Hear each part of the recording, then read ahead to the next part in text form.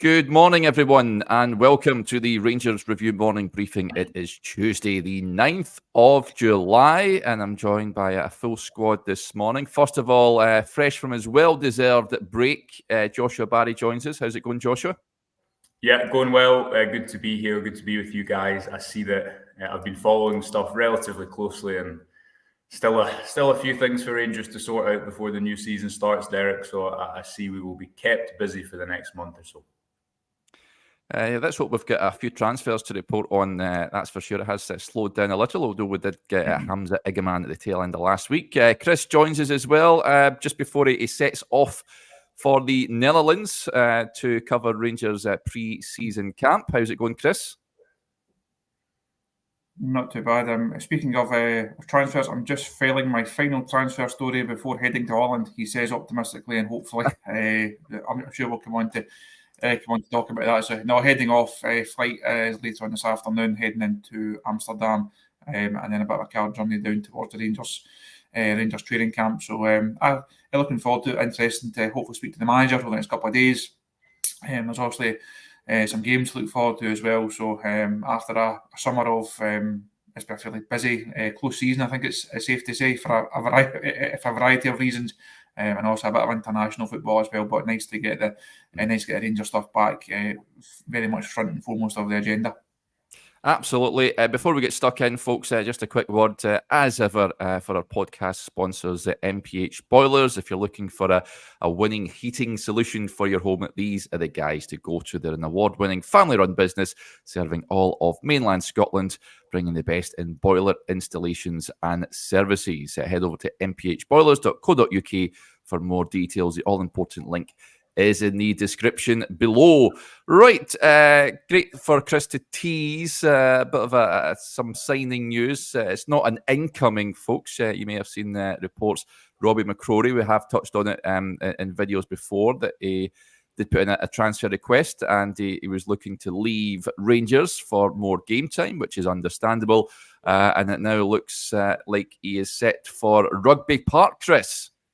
He is. Robbie, again, as you mentioned there, Derek, we've spoken quite a lot about Robbie over the course of the summer, over the course of the last couple of seasons, actually, because I think we all have an opinion of him being a solid enough goalkeeper, a goalkeeper that does have potential for club and for country, but he has seen his route to first team football blocked at various junctures over the last couple of seasons. Obviously, Alan McGregor decided to extend his contract and remain at the club for another season.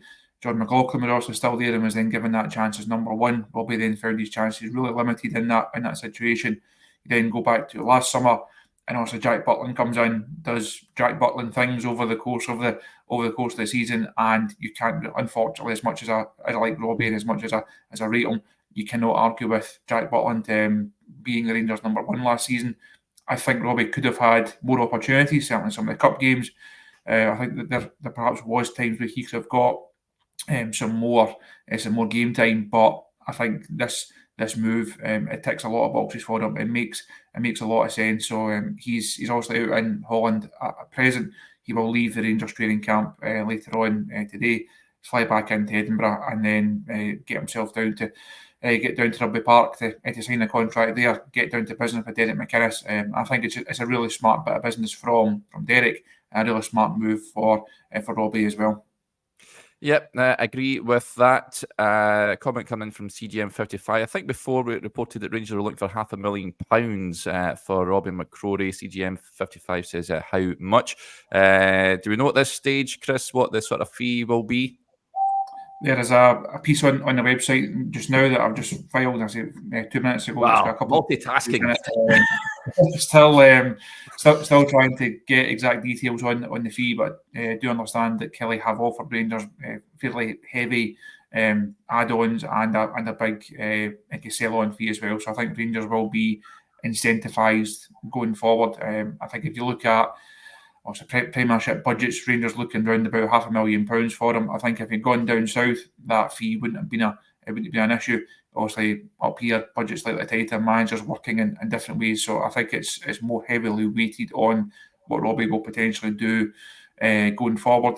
But as I hope, I'm still trying to get the details of if Rangers will get anything up front. But hopefully it's a deal that works out well for Robbie. Obviously, on a personal level, he needs to go and play football. I think Kelly have got a really good goalkeeper, certainly at Premiership level, and hopefully Rangers can get some form of financial benefit out of him as well. I think he was long tipped as a Rangers number one. It's not quite happened for him. But if Rangers can still get some reward out of it over the next couple of seasons, he's certainly done his bit. Yeah, we'll take David Watson. Thank you very much, Kilmarnock, and then we'll say that as a deal done. Joshua, no big surprise to see him moving out the door. I think wish him all the best. I think he'll get a lot more game time at Kilmarnock than he would do at Rangers. I think that's one of the reasons why Rangers have brought in Liam Kelly to act as sort of second fiddle to Jack Butland. But it was never going to work at Rangers, was it? He's probably been a victim on a negative side of the squad planning that's existed or not really existed, I would say, at Rangers for a number of years. And that, as you and Chris say, Alan McGregor was expected he would retire. Obviously had that fantastic season when Rangers won the league. That was fantastic for many games on the road to Seville, but domestically was not as good as he had been. There was quite a drop-off, certainly if you look at the numbers. And when Robbie McCrorie came in towards the end of Michael Beale's first season, obviously the points were kind of, the league was decided by that point, wasn't it? But he was impressive, he was pretty bright. The only time we'd really seen him prior to that was when he had to come in and deputise in pretty difficult circumstances, which was the COVID, when Gerrard had COVID in the Old Firm, when the Helander header, it was away, Alishkert away, was it that he played in goals as well, and he had a pretty good night. I think one of his best attributes was the speed that he had off his line and his ability to sweep up and behind, and you saw that in aspects in those matches. But yeah, probably for me, Derek, a victim of squad planning, and that he's now 26, a goalkeeper. I know goalkeepers are younger, but he is definitely one of these players who, if he could have stayed at Rangers for another 3 years and he would still have been called a young player. Do you know what I mean? Just purely because of the stage of his career he was at. So I'm sure it's frustrating for him that he will feel he's been here for a number of years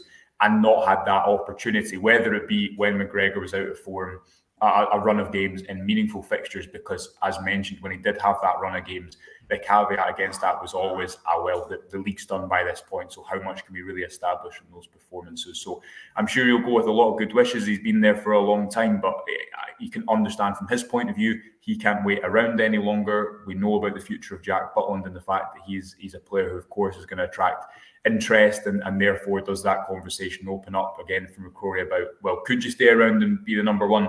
I just think by this point, and Chris can probably back me up on this, if you've heard that a lot of times, it will become less believable, and the time's probably right for him to go out and make it on his own and play some first-team football. Yep, we wish him all the very best. Kieran Wright's now the new Robbie McCrorie. He's 25. He's obviously went out on loan to Airdrie. I also wish him all the best at Rhys McCabe's side this coming season as well. But that is some goalkeeper news, folks. If you head over to the Rangers Review website, Chris is busy filing his transfer piece there for us. And of course, Chris, heading out to Holland a little bit later on today. The Rangers team are out there. We've seen them training at this moment in time, just building up match sharpness and fitness. Lots of, it's fair to say that I'm getting messages and emails from fans, Chris, that are a bit, shall we say, a bit disillusioned and concerned about the season ahead, given the business that has been done already, or indeed the lack of business. Rangers have brought in what I think they said 7, with including Mohamed Diamande so far this season. 5 have went out the door, and now contract players. It'll be 6 with Robbie McCrorie heading out the door as well.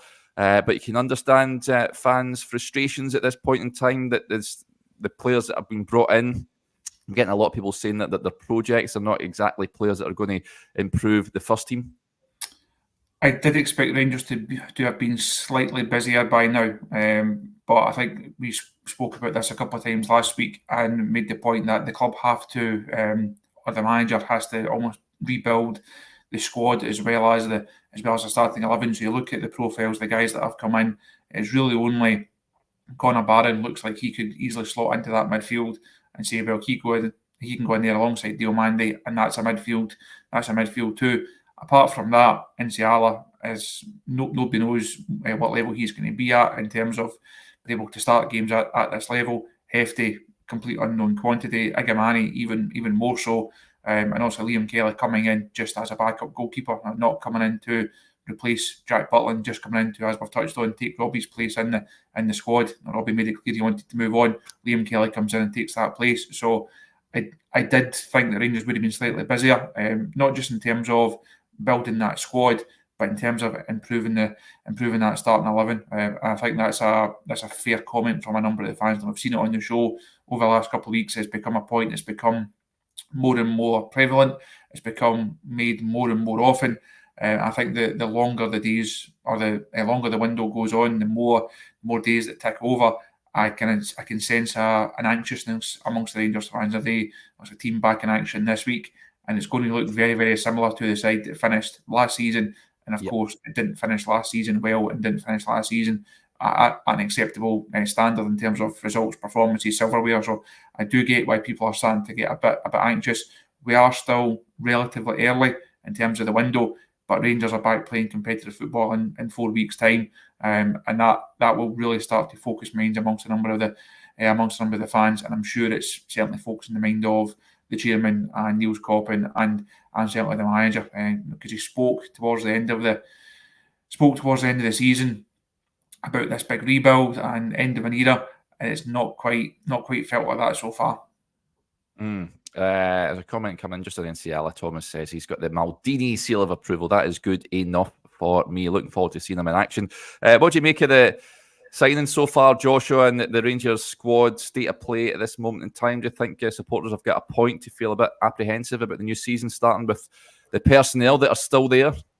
Yeah, and obviously the big thing in the backdrop is the fact that Rangers needed a summer where all the focus was on the pitch now. And I know, and this is not just the case exclusive to Rangers, but generally that the international football does sometimes slow up transfers from practical things such as medicals. That is a factor that is not just isolated to Rangers. If you'd had these 5 players come in, and we know Liam Kelly's more of a backup player, but let's take the other 4 players in isolation, and they were coming into a team where there was an established core of the squad, then you would say, okay, the squad looks refreshed, that there is energy and new talent and the type of player that Rangers need to sign arriving in a lot of different positions.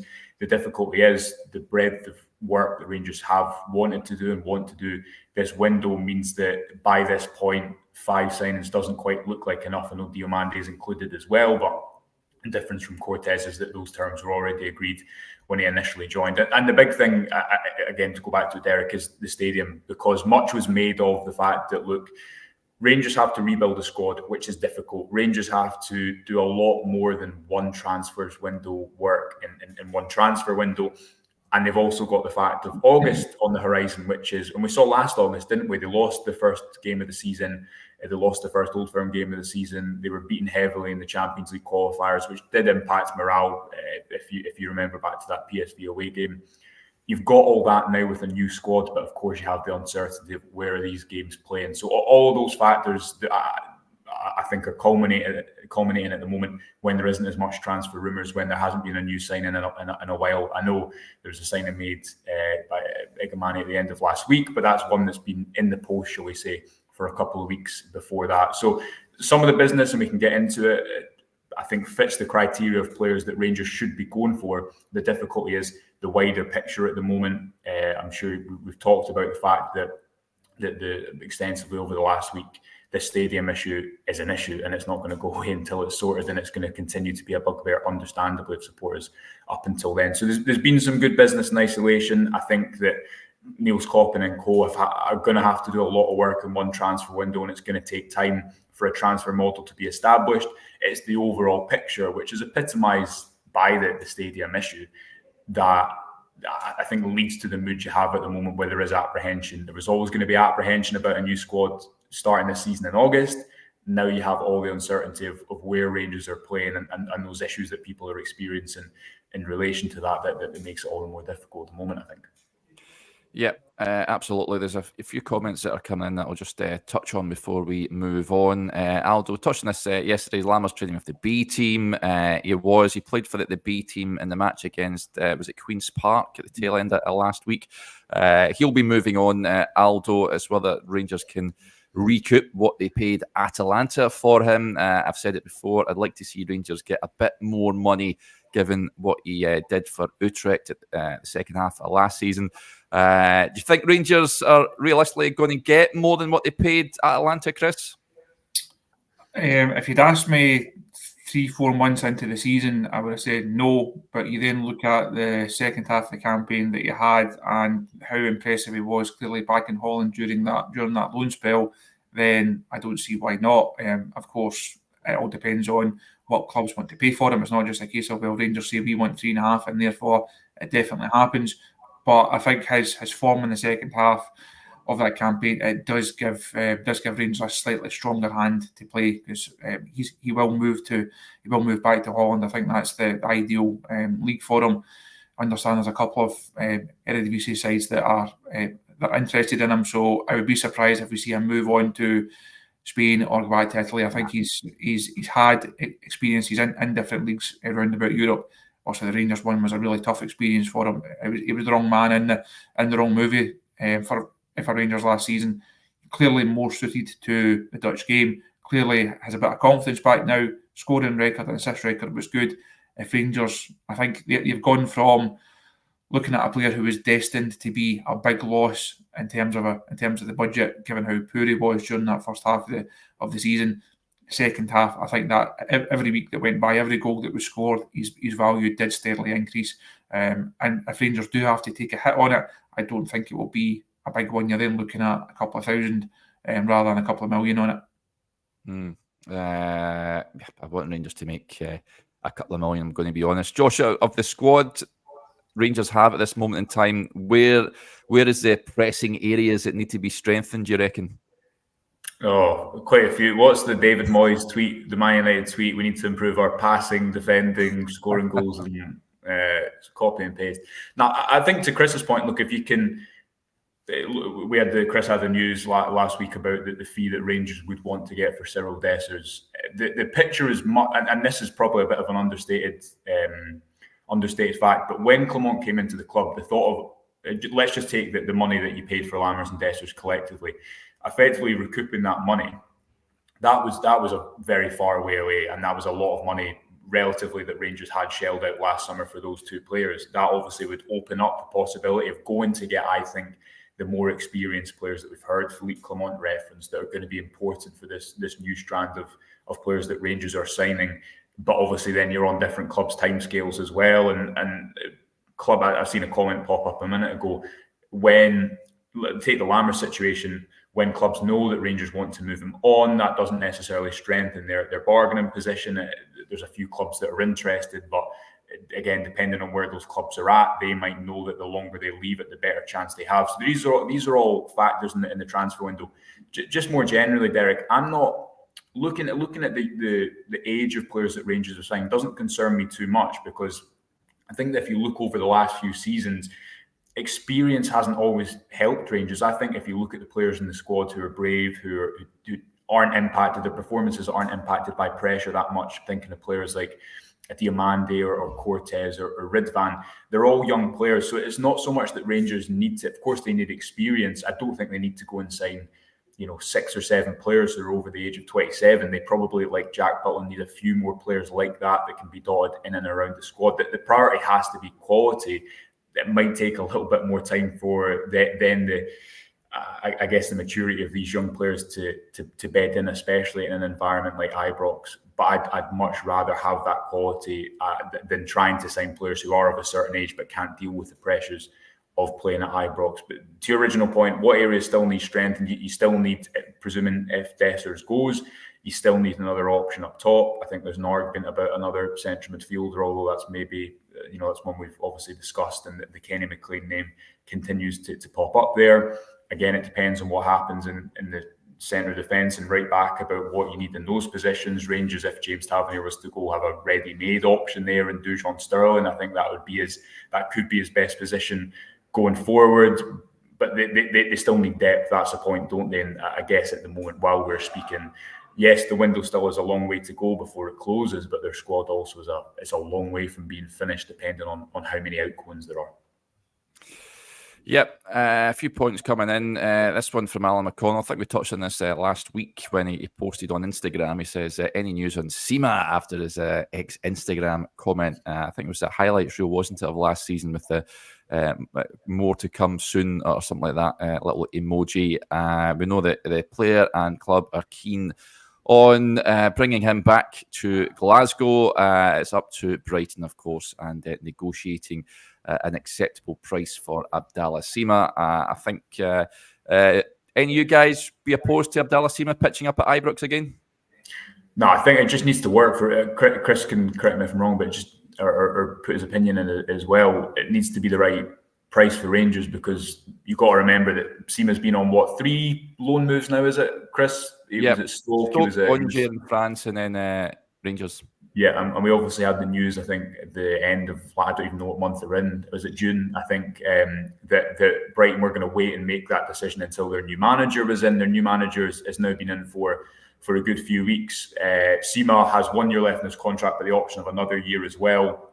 And the last I understood that on a permanent basis was that there was a separation in what Brighton valued him at compared to Rangers. But it's clear Sima really loved being here, and he was vocal about that. His agent was vocal about that publicly as well. One of these situations, though, where Rangers probably can't shell out the money that Brighton would want for him permanently now. Will that go down as the transfer window continues?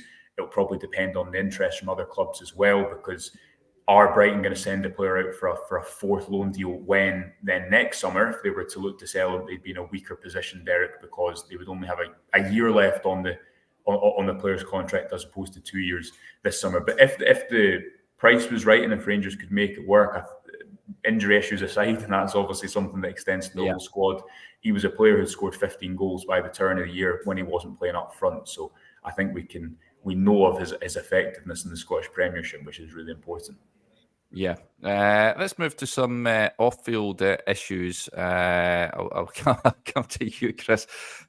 Before we get on to the Ibrox situation, John McFarlane with a question here. He says, morning, guys. Any news on a new CEO? What would be your preference? A Scottish-based contact book like Andy McKinley, of course he's at Hearts, or a more international background CV like James Bisgrove? Do you think Rangers are close to appointing a CEO at any time soon, do you reckon? And what's going on there?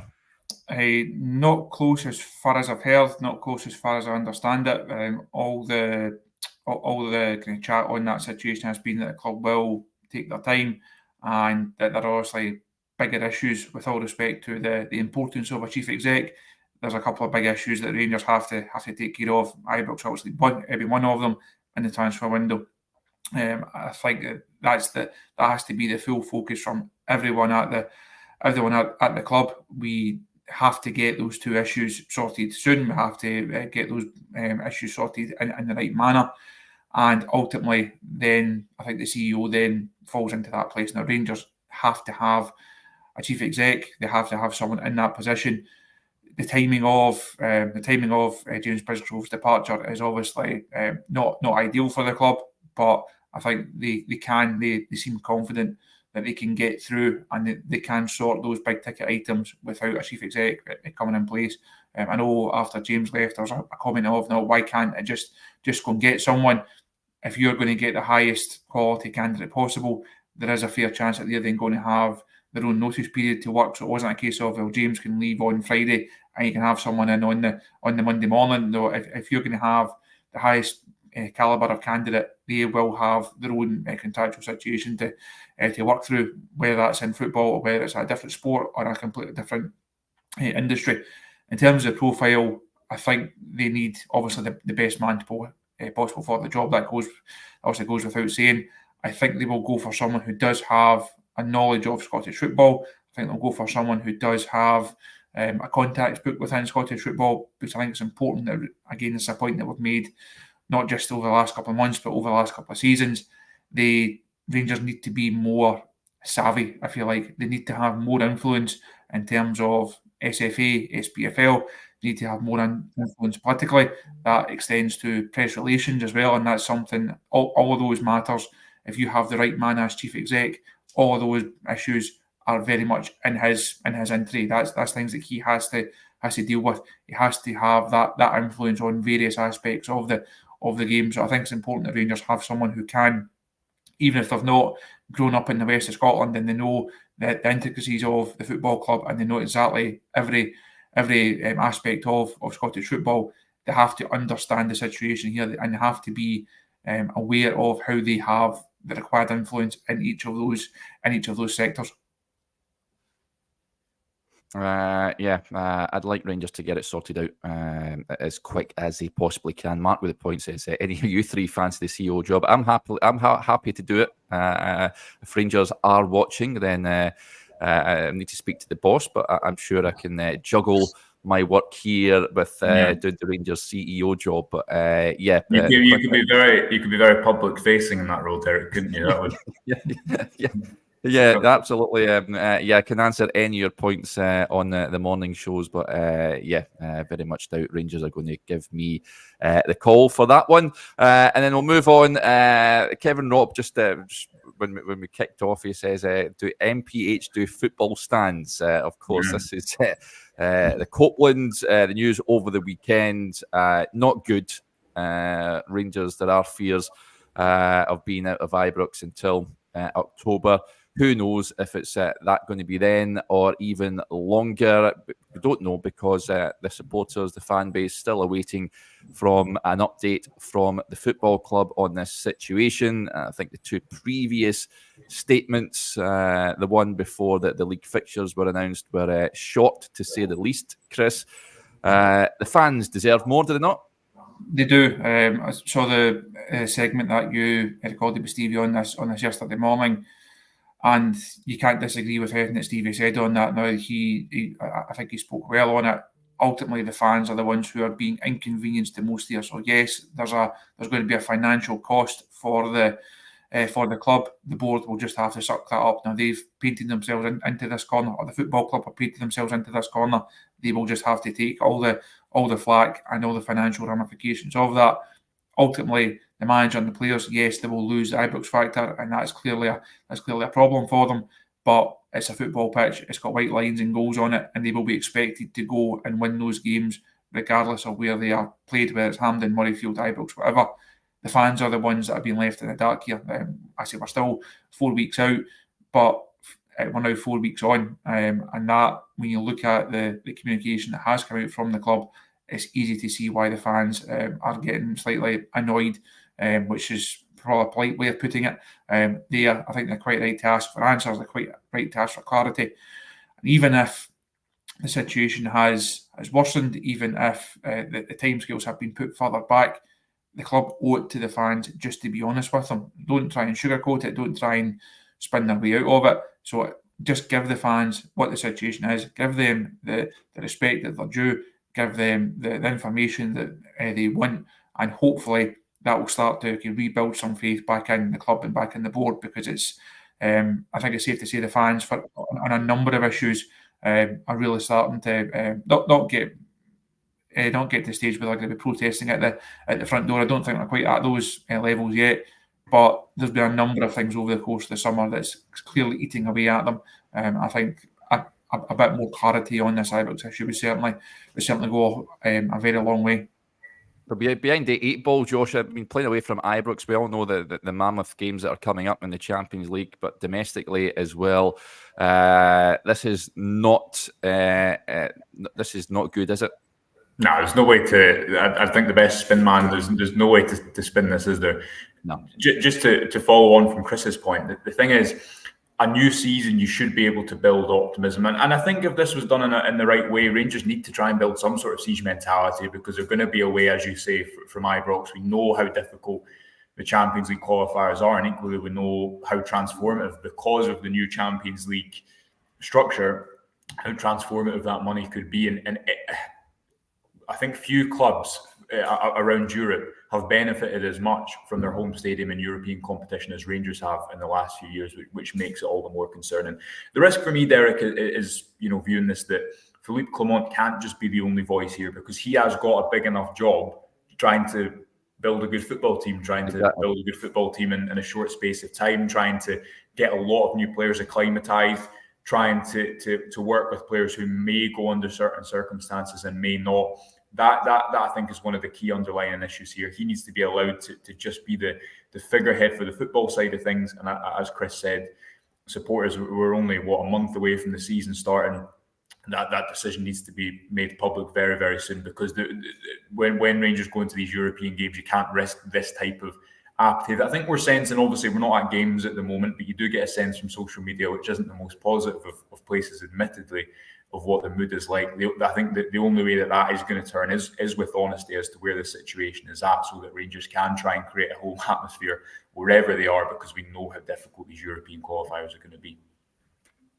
For me, supporters, a lot of people contact me saying they're looking for an apology as well. So hopefully we can get something concrete on where Rangers are going to play this week. And we also get an apology to the fans as well. We'd like to see them compensated if that is at all possible about the situation.